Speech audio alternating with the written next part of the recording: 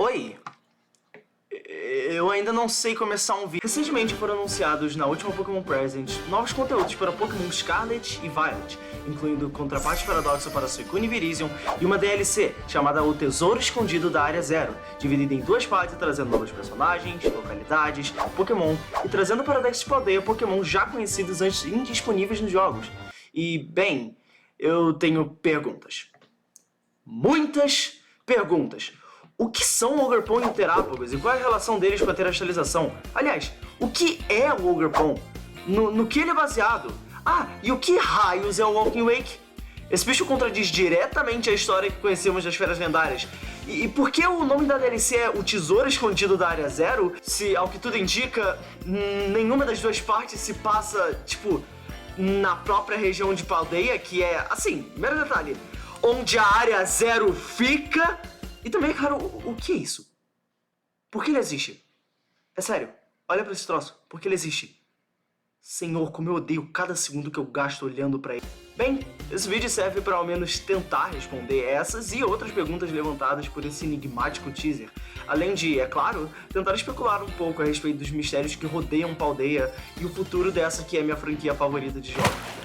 Eu sou Lusca Sharktopus, o Rei do Oceano, e sem mais delongas, isso é o que eu acho que há de se esperar do futuro de Pokémon Scarlet e Pokémon Violet.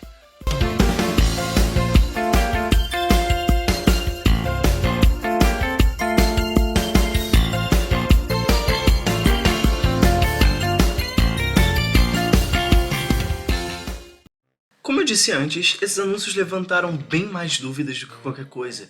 E eu, como bom cientista que eu sou, ou aspirante cientista, já que eu ainda não sou formado, quando eu tenho perguntas, eu vou atrás de respostas, através do método científico.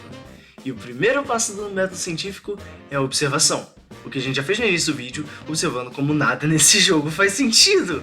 O que nos leva ao segundo passo, que é a formulação de uma hipótese. E é o que vai ser o foco desse vídeo. Até porque o próximo passo seria experimentação e isso só dá pra fazer jogando. Mas aí, a gente tá no segundo passo, é alguma coisa. Enfim, vamos primeiro trabalhar com o que já temos. Enquanto a DLC só vai sair lá pra setembro, o que honestamente é pouco comparado com o quanto que eu demorei pra postar esse vídeo, os Pokémon Paradoxo, Walking Wake e Iron Leaves Não, você é burro, cara, que loucura. Já estão disponíveis em Tera Raids pra você capturar. Então, começamos por eles. Bem, por um lado o Iron Leaves é basicamente a mesma coisa que todos os outros Paradoxos de Violet. É um Virizion, só que robô. Walking Wake, por outro lado, transforma o Suicune em um dinossauro! Ok, não me entendam mal. Eu amo o Walking Wake. Esse garotão é muito legal. Eu amo dinossauros. Meu sonho de infância é ser paleontólogo.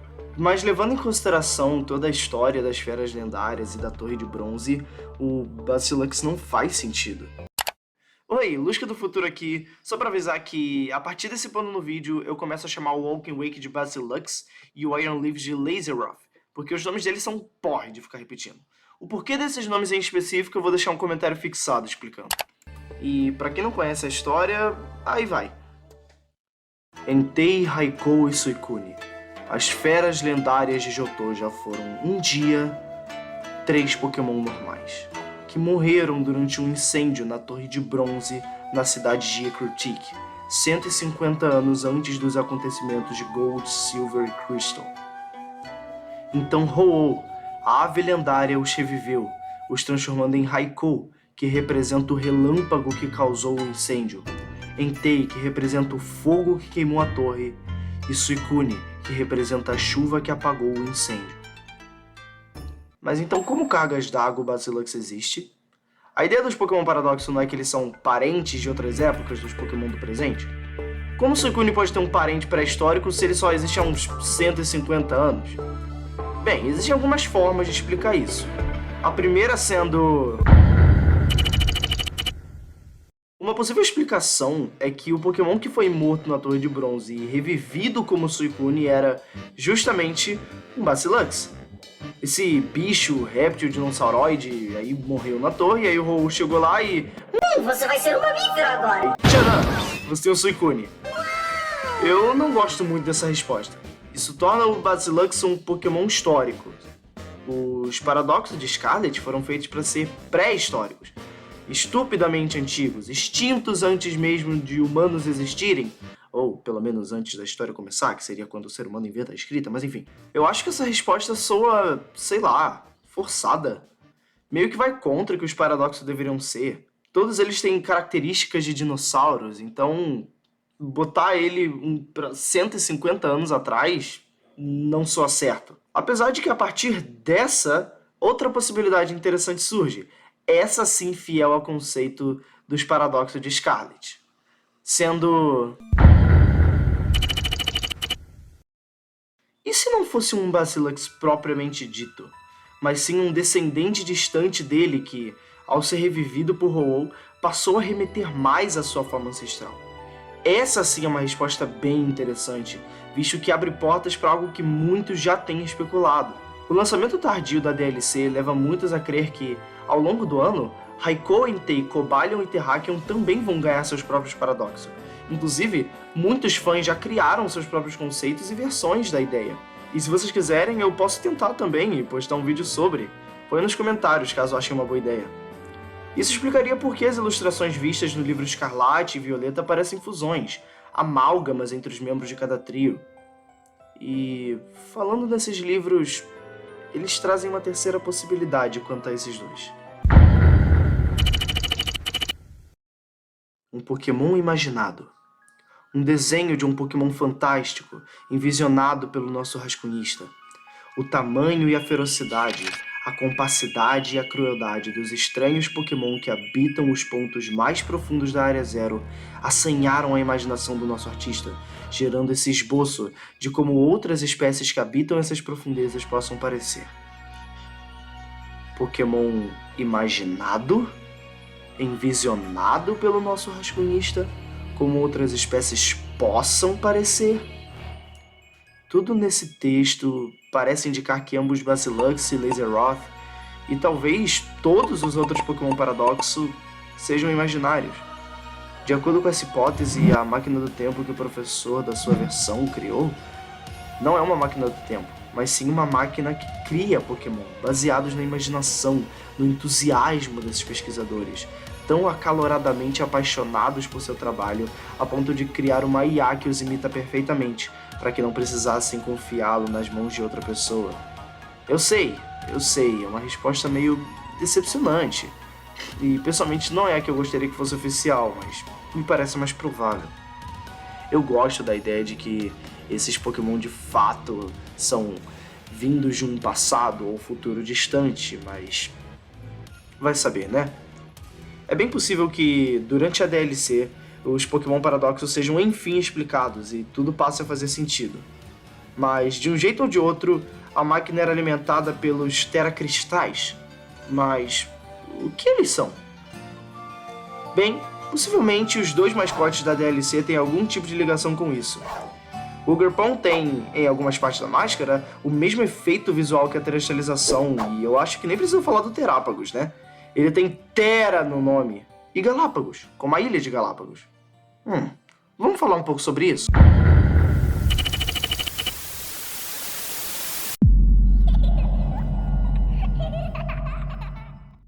Vamos começar pelo Ugerpon, já que ele é o mascote da primeira parte da DLC, a Máscara Ciano. Quer dizer, a Máscara Verde. A Máscara Azul? O nome da DLC em inglês é The Teal Mask. E teal é essa cor aqui, que em português a gente chama de verde água. E inclusive é minha cor favorita. Mas o que é esse bicho? Bem, além dele, outros 3 Pokémon foram revelados vinculados à primeira parte da DLC. Okidogi, Fezantipiri e... o Mankidori. Eu não consigo. Olha pra cara desse troço. Eu não entendo. Game Freak sempre acerta tanto com os Pokémon macacos. Quer dizer, quase sempre. Mas enfim, esses 4 são baseados na história de Momotaro, que é um herói folclórico muito popular no Japão. Pra quem não conhece a história dele, eu vou tentar ser breve.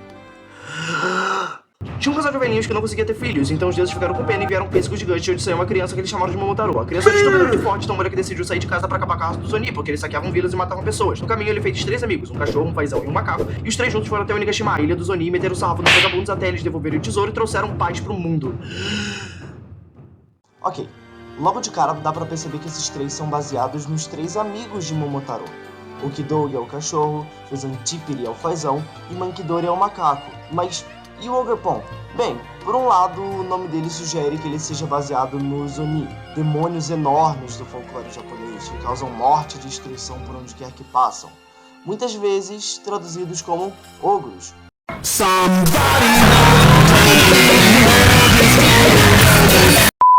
O que daria o nome Ogerpon. Inclusive, a máscara dele parece ser baseada nas máscaras folclóricas japonesas, que comumente representam yokai, tais como os Oni. Mas o design dele parece indicar outra coisa.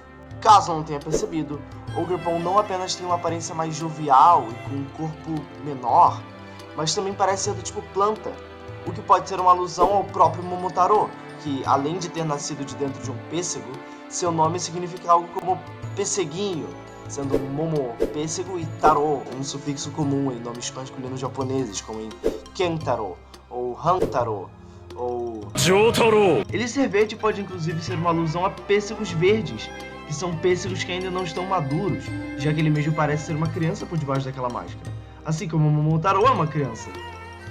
Mas o que significaria o Ogerpon ser um Momotaro e um Oni ao mesmo tempo? Ser o herói e ao mesmo tempo ser o vilão da história? A máscara de Ogerpon é dita como sendo amedrontadora, mas ele parece ter um rosto fofo por debaixo, com olhos grandes e essas folhas que parecem mangas de kimono. Além disso, os outros 3 são tidos como heróis em Kitakami, o que me faz pensar, talvez seja tudo uma fachada para subir os impostos e roubar o seu dinheiro. Quer dizer, talvez seja tudo uma apresentação, um evento. Ogerpon usa essa máscara para representar um furioso demônio e batalha contra os 3 heróis, mas tudo não passa de uma grande peça teatral. Eu quero entretenimento. Joga uma brincadeirinha dessa no peito do teu pai. O que, sinceramente, combina com a temática dos iniciais de Paldeia. É uma apresentação folclórica, uma performance em um festival.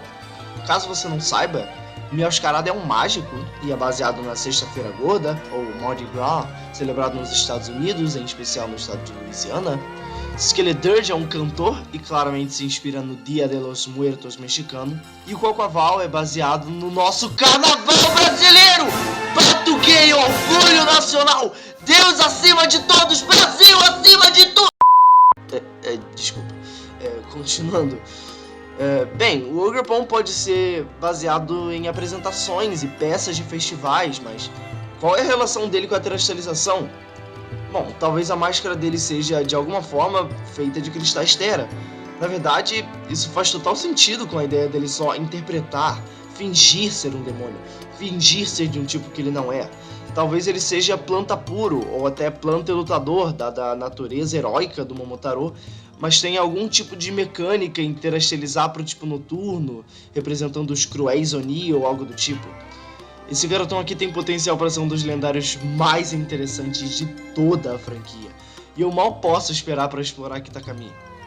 Aliás, o que é Kitakami?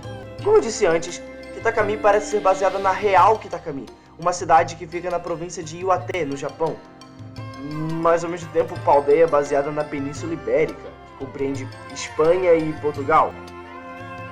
E isso talvez se dê pela relação entre Portugal e Japão.